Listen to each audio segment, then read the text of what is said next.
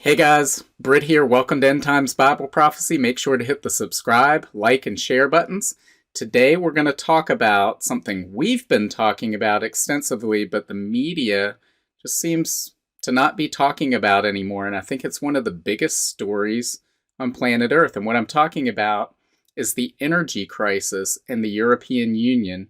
And we're going to talk about, yes, it's still there. It hasn't gone away despite the media silence, or mostly media silence on the subject. What is likely to happen in the next few months, and what the implications are globally, because this has global implications economically, geopolitically. It's going to transform the world. And are there any implications for Bible prophecy? So we're going to talk about all those subjects today. I want to start off by diving into this article from Zero Hedge. It's titled, European Union Natural Gas Prices Jump as Cold Blast Draws Down on Fuel Storage. It says, after an above average autumn in Europe, winter weather has finally arrived.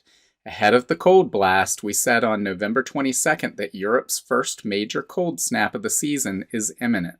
Then last week, we pointed out Greenland bloc could pour Arctic air across EU in first proper test of power grids. The unseasonably cold weather has spread across northwest Europe and the United Kingdom and is forecast to stay in place through the month's midpoint. It says Dutch TTF natural gas futures, the benchmark European contract, jumped as much as 9.2% on Monday morning on this news. That's testing the continent's ability to withstand this winter without normal flows from its former top gas provider, and that's the key. Talk about that in a minute. Russia. Only Iberia and the south of Europe are spared from the frigid weather for now, Bloomberg said, citing a report from forecaster Maxar Technologies. Europe's warm autumn allowed the continent's natural gas storage facilities to fill to 95% by mid-November. In recent weeks, injections into storage have switched to draws as the heating season begins. Meanwhile, the number of liquefied natural gas tankers idling off Europe waiting for regasification terminals has significantly decreased by 30% from this year's high, according to data from S&P Global Commodity Insights. That's causing concern that supplies could become an issue if winter is severe. Warmer weather allowed the continent to refill natural gas storage tanks well above target levels. There's a chance Europe could survive the energy crisis if this winter season is mild. If cold snaps become more prevalent, the continent's storage levels could quickly deplete. And I want to focus on that at the end. They say it's possible Europe could survive this winter. Well, what is your definition of survive? Does that mean, well, not everybody dies? Well, no, not everybody is going to die in Europe or freeze to death. But is there going to be any, alleviation from these high energy prices? And I think the answer is no, regardless of what the seasonality is.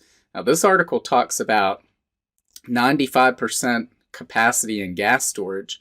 What they fail to tell you in the article is that this is above typical. Sure, this is above typical for this time of year, but typically you have Russian natural gas flows through pipelines into Europe during this time, but you don't have that anymore.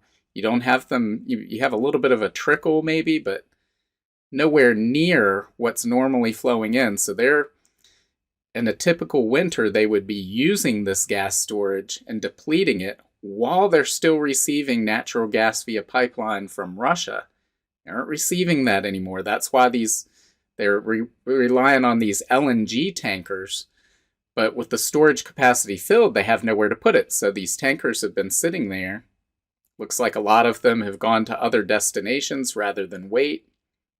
But the longer they wait, even if they wait, and there's enough that Europe never runs out of natural gas this winter, that's a much more expensive way to get your natural gas through these liquefied natural gas tankers than through a pipeline.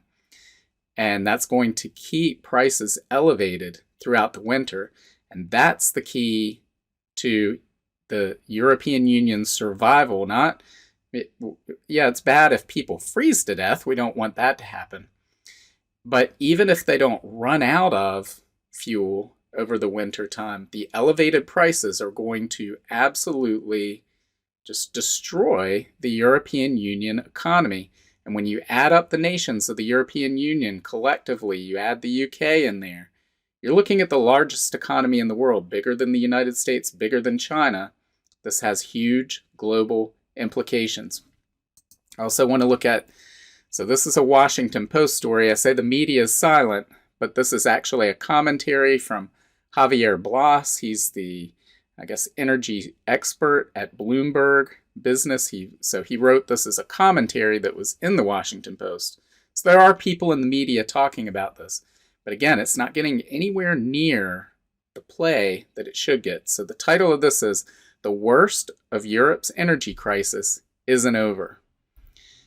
And again, this is by Javier Blas. He says, "I'm a glass half empty kind of person. If anything could go wrong, I assume it will.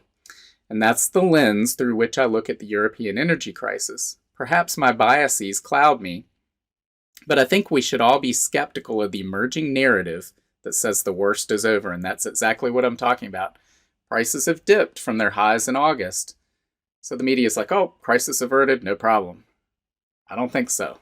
He says the good news is that energy prices have certainly fallen a lot in the past 3 months. Natural gas prices are down to around 135 euros per megawatt hour from a peak of 350 set in August. European electricity prices have more than halved in the same period. Plus, Europe has managed to build up its gas inventories nearly to the brim, and one of the warmest autumns on record reduced consumption significantly.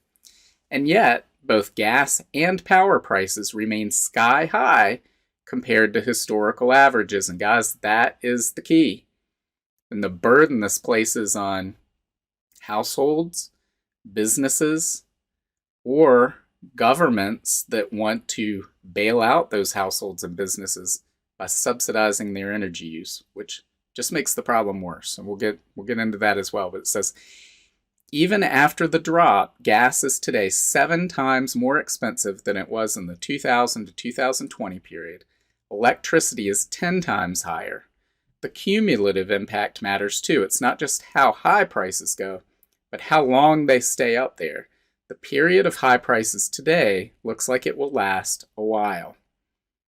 And here we see this graph. It says European natural gas prices have fallen from their brief August record spike, but remain about 7 times higher than historically. So we just go back to prior to last year. So 2 years ago, we're down here at, 6, 7 times higher in just 2 years' time.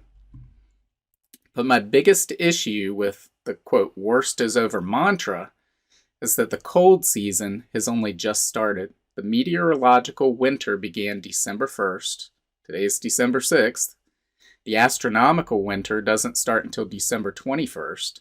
Ahead lie the 100-plus coldest days of the year, and we simply don't know whether the season will be normal, mild, or bitingly cold. Listen to the energy bulls, and everyone is worried about high pressures over Greenland, which can block Atlantic storms, pushing freezing air from high latitudes into Europe and causing cold, windless days that are terrible for electricity markets. The bears believe the threat is heightened and see instead the potential for several Atlantic storms blowing into the continent, pushing up wind generation and keeping temperatures closer to the average.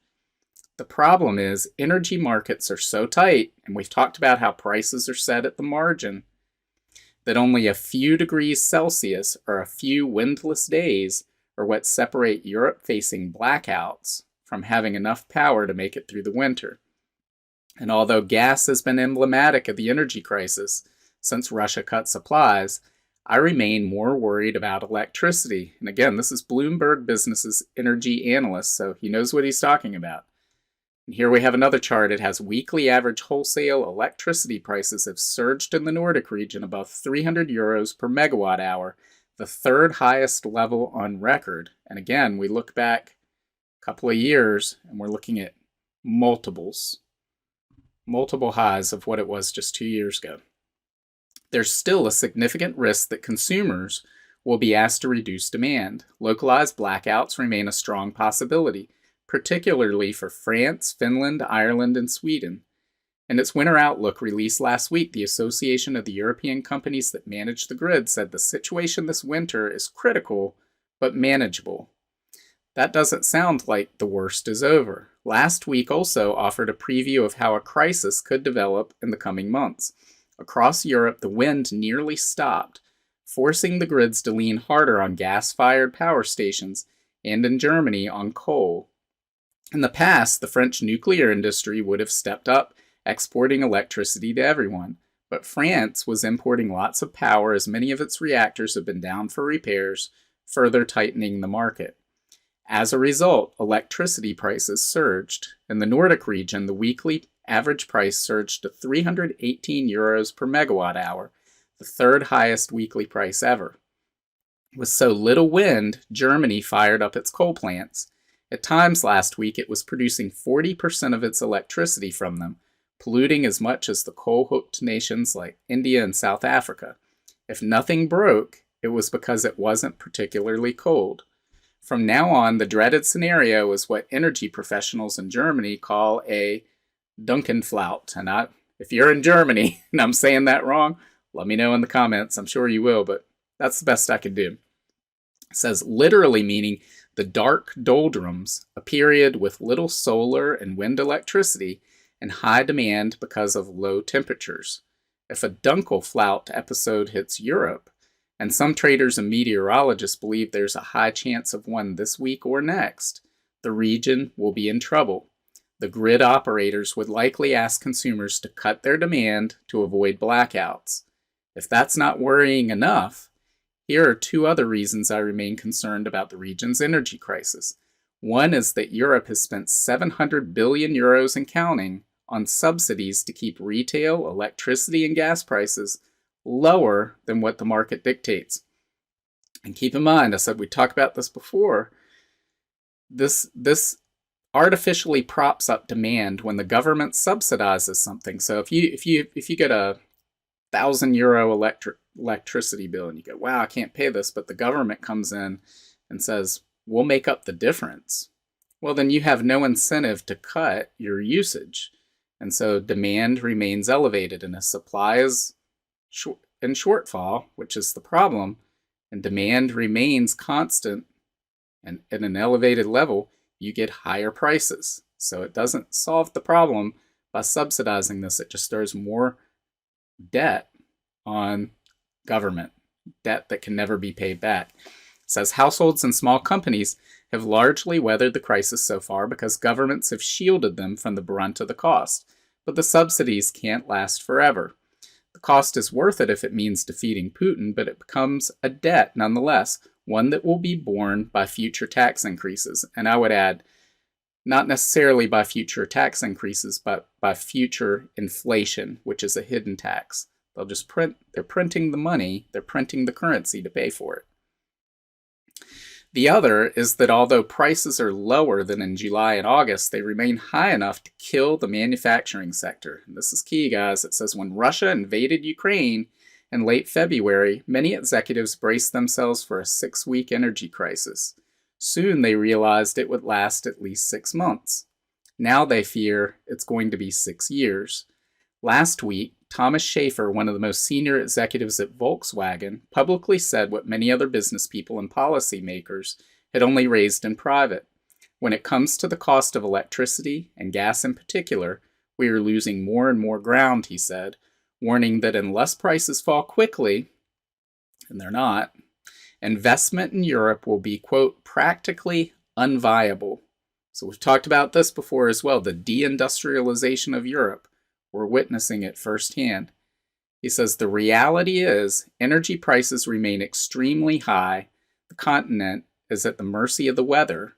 The cost of subsidies is rising at an unsustainable pace, and companies are warning of deindustrialization.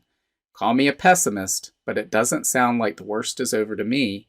That's because it isn't. And guys, it is not over right now. This is a major problem. Again, the media, whether it's by design or simply because prices have fallen from their highs back in August. It's not a story anymore. They want to move on to the next thing. People are not talking about this, and people are not aware of the repercussions of what's coming, because this is really going to hammer and devastate the European economy and, in effect, the global economy. So look at this article right here. It says Macron says, quote, no panic about possible French power cuts. French President Emmanuel Macron said there's no reason to panic about possible power cuts this winter, but right, there's no reason to panic. So we had the official government denial, right? We've talked about this before. When the government officially denies something, you can be certain it's coming. And so here he's officially denying, no reason to panic. When they tell you not to panic, it's usually a sign you should panic. But he called on citizens to use less energy and on state utility EDF to restart nuclear reactors to prevent outages in case of cold weather. Well, if there's no reason to panic, why is he talking about taking all these measures to prevent outages? Well, because there's outages that are coming in the near future. And the same thing's happening in Switzerland. This article tells us Switzerland is facing an unprecedented power shortage and contemplates a partial ban on the use of electric vehicles. It turns out you can either have battery-powered cars or you can have renewable energy, but you can't have both. So this reliance on these green technologies and pushing back against the exploration and development of fossil fuels, and then becoming heavily reliant on Russia to supply that cheap energy, it's put Europe in quite a bind, and this is going to lead to massive consequences in the days ahead. So here we have this from oilprice.com. It says Europe's energy crisis is reshaping geopolitics.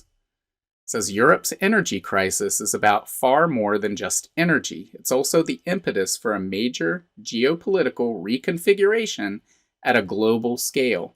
No one knows exactly what the world's energy and political landscapes will look like when the dust settles, which, by the way, will be years from now, but it's guaranteed that it will be markedly different than it was the day before Russia, historically the largest exporter of oil and natural gas to the European Union by a long shot, illegally invaded Ukraine. This year's annual energy outlook from the International Energy Agency warns that we are currently living through a global energy crisis of unprecedented depth and complexity, and that there is no going back to the way things were before the unprecedented dual shocks of the pandemic and Russia's war in Ukraine.